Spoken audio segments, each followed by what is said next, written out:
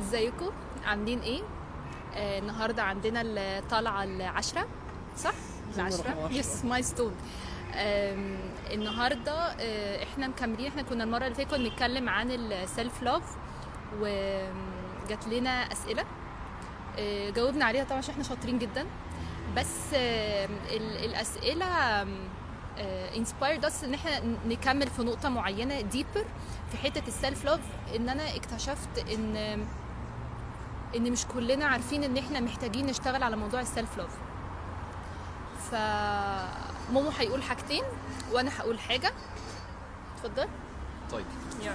تحديدا في سؤال جه من محمد بندق، وانا اخترت ان هو يكون الاجابه هنا لان هو ده فعلا سؤال في صميم الموضوع.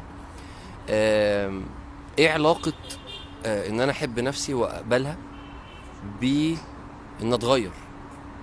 يعني هل معنى الكلام انك لما هتحب نفسك وتقبلها فانت ما تتغيرش، او ده معناه انك تقبل انك تقف في الحته اللي انت فيها وما تتغيرش؟ الحقيقه العكس تماما. هو الهدف اساسا من الفكره دي هو ان ازاي نتغير. ليه بقى؟ حاجتين بسرعه جدا. الحاجه الاولانيه، لو انا طول عمري شغال بطريقه لوم النفس وعدم تقبل نفسي، مش تقبل اخطائي، لان في فرق ما بين انا البينج واللي بعمله الدوينج الفاعل. خلاص طيب حتتي ما تدخلش فيها. حاضر، ما انا مش هتكلم فيها. الله. الاشياء اللي بتطلع مننا وبتطلع من كل البشر مش كويسه، هي الافعال اللي مش كويسه. لكن انا اللي ربنا خلقني بايده ونفخ فيا من روحه، انا كويس مقبول عند اللي خلقني. فانا عايز اعمل زي ما المفروض ربنا بيعمل معايا، اقبل نفسي دي. طيب طول عمري انا مش قابلها وعمال اديها رسائل واكلمها كلام وحش والومها عشان تتغير. اللي بنلاحظه ايه؟ انا هو واحد دلوقتي 41 سنه، لاحظت ان انا قعدت طول عمري بالذات اخر 20 سنه عايز اتغير بطريقه لوم النفس، طريقه جلد الذات. اللي لاحظته ان انا مش عارف اتغير. وصلت لحاجه لا. لما جلدت ده؟ لا ما وصلتش. علم النفس، علم التزكيه، كل العلوم المهتمه بالتغيير قالت ايه بقى؟ قالت ان اول خطوه عشان تتغير، عشان تشوف ان انت اهل للتغيير وانك ينفع تتغير، انك تحب نفسك. لكن لما تحب نفسك هتبدا ايه؟ تتغير. فالدعوه دلوقتي لايه؟ اشتغلنا بالطريقه القديمه دي كتير ما اتغيرناش، ما تيجي بقى نفكر في طريقه جديده اللي الناس اتغيرت تغيير كبير قالوا لنا عليها. حب نفسك واقبل هذه النفس بعد الغلط، ما تلومهاش، حبها واقبل ضعفها.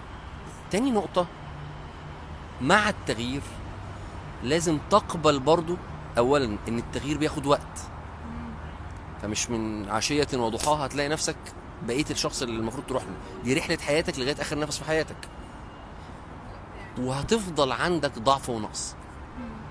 آدم عليه السلام أول صورة شفناها عنده النقص ده، ربنا خلقه بيه. عمرك شفت سيدنا آدم في القرآن بيلوم نفسه ولا ربنا بيلومه؟ أنا خلقك كده. وهو اشتغل على دي طول عمره، بعديها نزل الأرض اشتغل. فإحنا هنفضل مهما بنتغير فينا نقص، نقبله ونقعد نشتغل ونغير، قابلين هذا النقص وقابلين حكمة ربنا فينا في هذا النقص. اتفضلي. طيب انا هاخدها بطريقه بشكل عملي شويه. يعني مومو هو بيقول انا النفس اللي ربنا خلقها مش عارف ايه. طب انا اعرف انا مين ازاي؟ يعني ايه اللي يسهل لي انا عباره عن ايه طيب علشان اعرف احكم عليها او علشان احاسبها او هات ورقه وقلم كده واقسمها و this is what I do و this is who I am، وابدا اشوف انا مين. الله. الاول هتلاقي I am الدوينج، هتلاقي نفسك عمال بتكتب I am مثلا المهندس الفلاني اللي بيعمل. هتلاقي نفسك اول حاجه بتعمل identification لنفسك، بتعمل تشخيص لنفسك، بتعرف نفسك باللي بتعمله what you do. ما تنقدش نفسك، اقعد اكتب اكتب اكتب، بس ده هيبقى في الدوينج. واحده واحده هيبدا عندك I am مثلا روح I am يعني هتلاقي وهو you are بقى بعيدا عن الدوينج خلاص. بس لازم الاول تطلع الدوينج، يعني ما تنقضهوش. طبيعي جدا كلنا بنشخصن نفسنا في الحاجات اللي بنعملها او الحاجات اللي بنستقبلها او الكلام ده كله خلاص.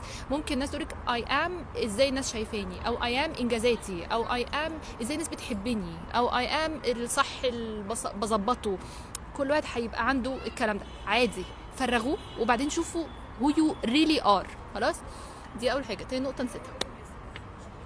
مش هتفرق بين الاثنين. طيب يبقى انا هاكسبت ايه؟